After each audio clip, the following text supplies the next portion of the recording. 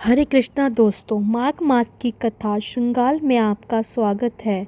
आज है मकर संक्रांति का पवित्र दिवस और आप सबको इस मकर संक्रांति, उत्तरायण और पोंगल पर्व की बहुत सारी शुभकामनाएं। माघ मास यानी भगवान सूर्य नारायण देव की पूजा अर्चना करने वाले और आध्यात्मिक यात्रा को तीव्र बनाने का मास, और इसी मास में इस समय हम श्रवण कर रहे हैं इस माघ मास के महात्म को दर्शाती करवाती हुई सुंदर पौराणिक कथाएं। तो चलिए हमारी इस कथा यात्रा को आगे बढ़ाते हैं और सुनते हैं आज की माघ मास व्रत कथा। आइए आज की कथा आरंभ करते हैं। राजा दिलीप ने कहा, हे मुनि, मेरे प्रश्नों के उत्तर में आपने बड़ी विचित्र बात सुनाई।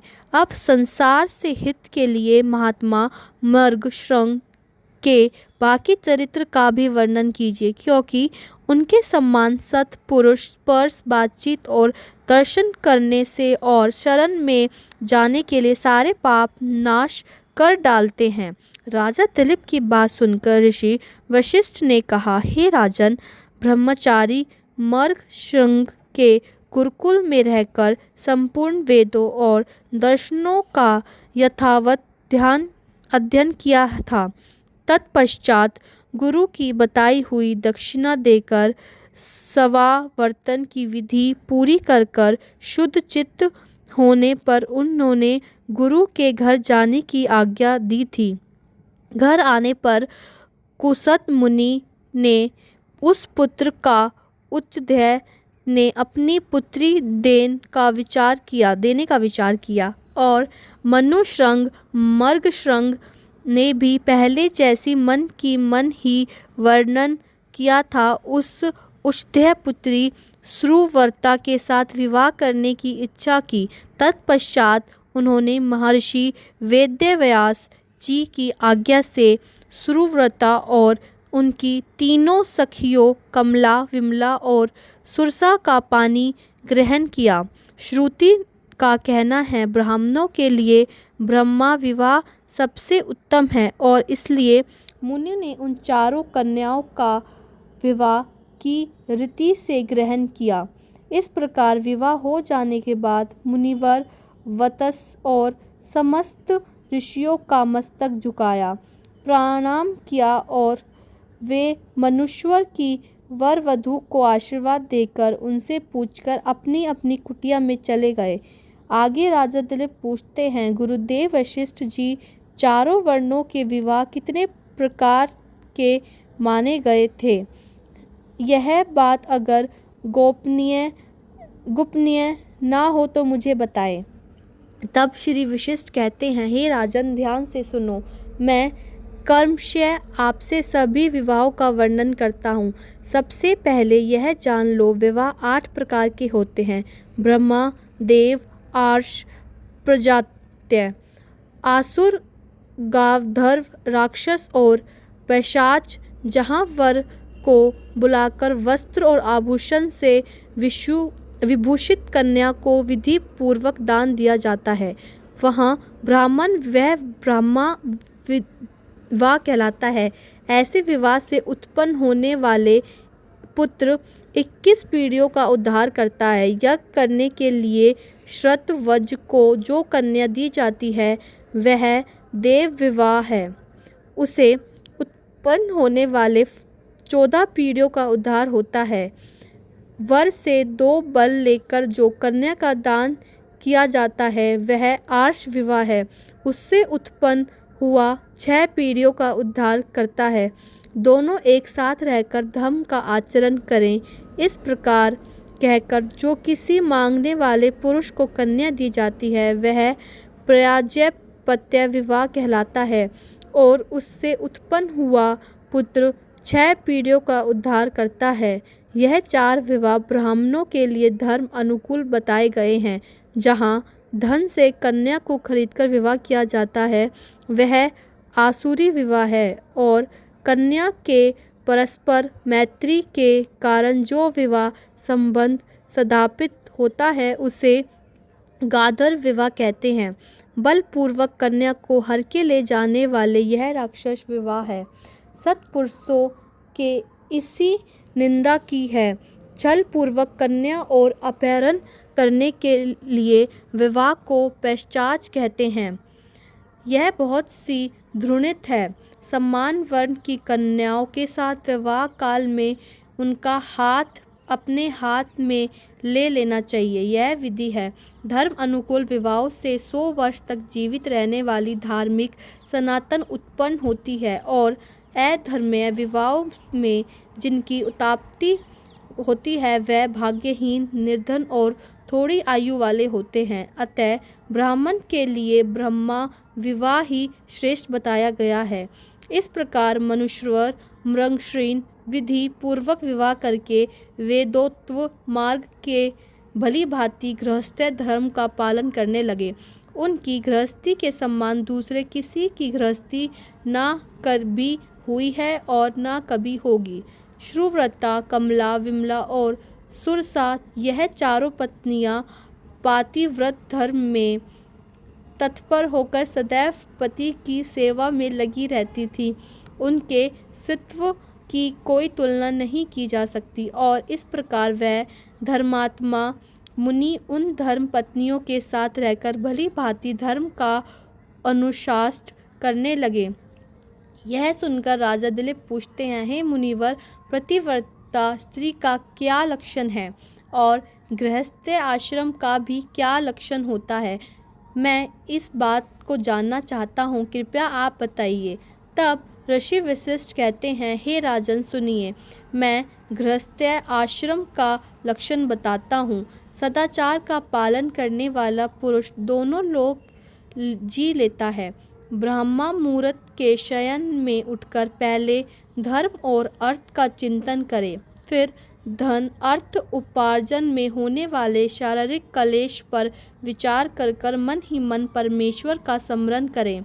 धनुष से छूटने पर एक बाण जितनी दूर जा सकता है उतनी दूर की भूमि लांघ कर घर में दूर नृत्य कोण की ओर जाएं और वहां पर मल मूत्र का विसर्जन करें।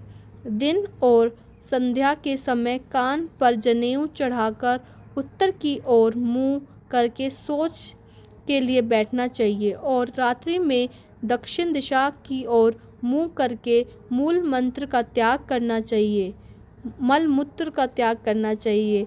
मल त्याग के समय भूमि को तिनके से ढक दें और अपने मस्तक पर वस्त्र डालकर यत्न पूर्वक मौन रहें। ना तो थूके और ना ऊपर की ओर सांस खींचे। सोच के स्थान पर अधिक समय तक ना रुकें। मल की ओर दृष्टिपात ना करें। किनारे की मिट्टी लेकर उससे इस प्रकार अंगों की शुद्धि करें जिससे मल की दुर्गंध और लेप दूर हो जाए। किसी पवित्र तीर्थ में शौच की क्रिया ना करें और अलग करना हो तो किसी पात्र में जल निकालकर उसे अलग जाकर शौच कर्म करें। इस प्रकार शौच करके मिट्टी और जल के हाथ पैर धोकर चोटी बांध ले और 2 बार आचमन करें। आचमन के समय हाथ घुटनों के भीतर होना चाहिए। पवित्र स्थान में उत्तर या पूरब की ओर मुंह करके हाथ में पवित्री धारण करें। आचमन करना चाहिए। इससे पवित्री झूठी नहीं होती। यदि पवित्री पहने हुए भोजन कर लेते हैं वह अवश्य झूठी हो जाती है, उसको त्याग देना चाहिए। तत्पश्चात उठकर दोनों नेत्रों को धो डालें और दंत धावन करें और उस समय इस मंत्र का उच्चारण करें, आर्युबलम यशोवरच प्रजा पुष्य वयोश ब्रह्मा प्राज्ञ च मेघाधम च वत्मनो देहे। वनस्पते यानी वनस्पति, आप हमें आयु, बल, यश, तेज, संतान, पशु, धन, वेद अध्ययन की बुद्धि और आराधना शक्ति प्रदान कीजिए। इस प्रकार मंत्र का पाठ करके दातुन करें। दातुन कांटेदार या दूध वाले वृक्ष की होनी चाहिए। उनकी लंबाई 11 उंगल की और उनमें कोई छेद ना हो। उसकी मोटाई भी कनिष्ठा उंगली के बराबर होनी चाहिए। तत्पश्चात आचमन करके शुद्ध होकर विधि पूर्वक स्नान करें। स्नान के बाद देवता और पितरों का तर्पण करें और फिर उठकर दो शुद्ध वस्त्र धारण करें। विग ब्राह्मण को उत्तरीय वस्त्रीय चादर सदैव ही उनको धारण करने चाहिए।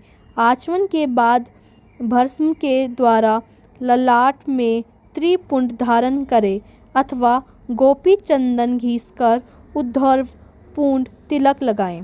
तत्पश्चात संध्या वंदन आरंभ करें, प्राणायाम करें, आपोति हिष्ठा आदि 3 ऋचाओं के कुशोथक द्वारा मार्जन करें। पूर्वोक्त ऋचाओं में से एक का प्रवन सहित उच्चारण करके जल सींचें और फिर सूर्यप इत्यादि मंत्र के द्वारा अभिमंत्रित जल का आचमन करें। फिर दोनों हाथों में जल लेकर उसे गायत्री और अभिमंत्रित करें और सूर्य की ओर मुख करके खड़ा होकर 3 बार ऊपर को वह जल फेंकें और इस प्रकार सूर्य का अर्थ करना चाहिए। प्रातःकाल की संध्या जब तारे दिखाई देते हैं उसी समय विधि पूर्वक आरंभ करें और जब तक सूर्य का दर्शन न हो जाए तब तक गायत्री मंत्र का जाप करते रहें। इसके बाद सविता देवता संबंधी पापहारी मंत्र द्वारा हाथ जोड़कर सूर्य उपासना करें। सांध्य काल में गुरु के चरणों की ओर भूमि देवी को प्रणाम करें, जो द्विज श्रद्धा और विधि के साथ प्रतिदिन संध्या उपासना करता है उसे तीनों लोक में से कुछ भी अप्राप्य नहीं रहता। संध्या समाप्त होने पर आलस्य छोड़कर होम करे, कोई भी दिन खाली न जाने दे, प्रतिदिन कुछ न कुछ दान अवश्य करे और यह दिन के प्रथम भाग का कार्य बताया गया है। दिन के दूसरे भाग क्या करना चाहिए और विशेषकर गृहस्थों के क्या नियम है वह हम जानेंगे हमारी इसी माघ मास के श्रृंगार की अगली कड़ी में, यानी कल प्रातः काल। और उसे सुनने के लिए अगर अभी तक आपने हमारे चैनल को सब्सक्राइब नहीं किया तो हमारे चैनल को सब्सक्राइब कर दीजिए और नोटिफिकेशन ऑन रखिए। और आज मकर संक्रांति का दिन है, इसलिए इसी सुयोग्य स्थान पर व्यक्ति को कुछ न कुछ दान अवश्य देना चाहिए। भगवान सूर्य नारायण देव की कृपा आप पर और आपके परिवार पर सदैव बनी रहेगी। तो दोस्तों, यहीं पर हमारा माघ मास का 11वां अध्याय समाप्त होता है। अगर आपको ये वीडियो अच्छी लगी हो तो हमारे चैनल को लाइक करें, सब्सक्राइब करें और बेल आइकन को दबाना ना भूलें। धन्यवाद।